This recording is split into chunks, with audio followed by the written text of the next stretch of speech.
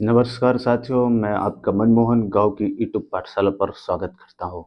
साथियों, एक और मैं अंतर्राष्ट्रीय मुद्दा आपके बीच में लेकर के आया हूँ। साथियों, एक आज के समय में जो हम कहते हैं ना कि वर्ल्ड वाइड दुनिया हो गई है। साथियों, ऐसे समय में एक ऐसा परिदृश्य विश्व स्तर पर निर्मित हो रहा है कि क्या पूरा विश्व थर्ड थर्ड वर्ल्ड वार की दहलीज पर खड़ा है। साथियों, अभी एक लगभग 1-2 सप्ताह पूर्व से और अब तक ऐसी स्थिति निर्मित हो गई है कि लगता है कि अब पूरी दुनिया वर्ल्ड वार में संलिप्त हो जाएगी। साथियों, जिस प्रकार से अभी 1-2 वर्षों के बीच में रूस यूक्रेन युद्ध, इज़राइल फ़िलिस्तीन और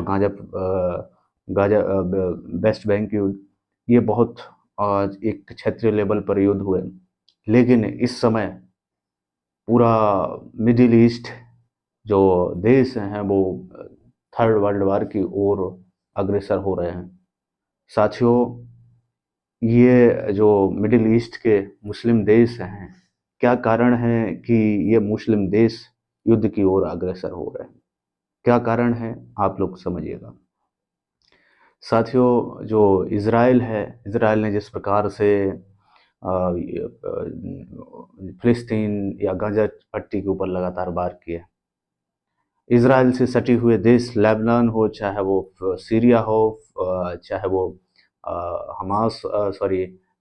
यमन हो, ईरान हो, ये देश पूरी तरह से इज़राइल को घेरने वाले हैं। क्या ये देश इज़राइल को मात दे पाएंगे? क्या इन देशों के पास इतनी मजबूत टेक्नोलॉजी है कि इज़राइल को वो मात दे पाएँ? इज़राइल जैसे देश के पास तो एयर डिफेंस सिस्टम भी है, जिसको आयरन डोम बोलते हैं, यानी कि वो छोटे-मोटे हमलों को आयरन डोम पद्धति से अपने आप को बचा सकता है। और अभी जब इज़राइल के ऊपर कई हमले भी हुए थे, तो ऐसे में इज़राइल ने आयरन डोम पद्धति का उपयोग करके बचाया है। साथियों, आज के ही दिन इज़राइल को घेरने के लिए ईरान, यमन, लेबनान, फ़िलिस्तीन, सीरिया, ये जो 4-5 देश इज़राइल को घेरने की कोशिश कर रहे हैं, उस पर अटैक करने की कोशिश कर रहे हैं। ऐसे में क्या इज़राइल केवल हाथ पर हाथ रख करके कोई जवाबी हमला नहीं करेगा? क्या इज़राइल के समर्थक देश या सहयोगी देश इज़राइल का साथ देंगे या नहीं देंगे? क्या इज़राइल के समर्थक देश प्रतिशोध करेंगे? शायद मुझे लगता है कि अमेरिका इज़राइल का पूरा साथ देगा। और अगर धीमे-धीमे सारे देश इसमें आते गए, तो क्या दुनिया थर्ड वर्ल्ड वार की ओर अग्रसर हो रही है? साथियों, अगर अमेरिका जैसा देश इस मिडिल ईस्ट में शुरू हुई लड़ाई के बीच में भाग लेता है, उसमें फिर जो यूरोपियन कंट्री के देश हैं, वो भी कुछ भाग लेंगे, इधर रूस भी भाग लेगा, इंडिया भी भाग लेगा, क्योंकि पाकिस्तान कुछ समय से पहले से कह रहा है कि भारत हमारे ऊपर हमला कर सकता है। तो क्या भारत अगर हमला करता है तो चाइना क्या रिएक्शन देगा? यानी कि जो पूरा युद्ध का फिनोमेना है वो एक दूसरे से जुड़ा हुआ है।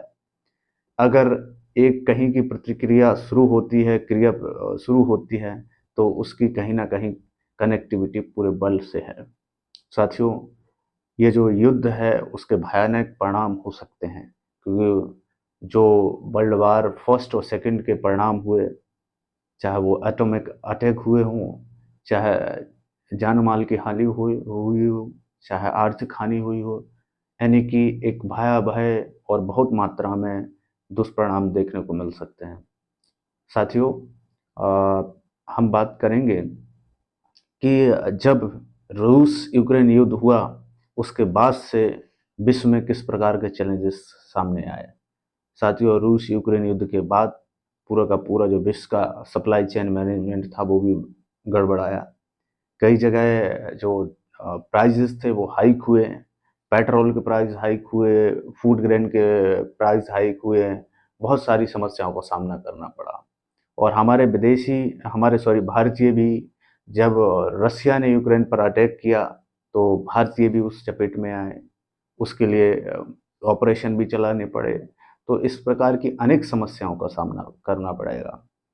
और साथ ही अगर मिडिल ईस्ट का वार शुरू होता है तो जो हमारा ट्रांसपोर्टेशन है वो किस प्रकार से गड़बड़ाएगा, क्योंकि आज का जो ट्रांसपोर्टेशन होता है वो अधिकांशतः बाय सी होता है, उसके बाद रूट होता है, बाय रूट होता है। तो इस प्रकार से बहुत सारी समस्याएं, अगर थर्ड वर्ल्ड वार शुरू होता है तो उसका सामना करने को मिलेगा।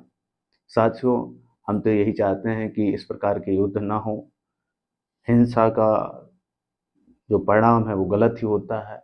हम उन मूल्यों को समाहित करें जिन मूल्यों के दम पर एक अच्छा और शांतिमय वातावरण स्थापित हो सके। जय हिंद साथियों।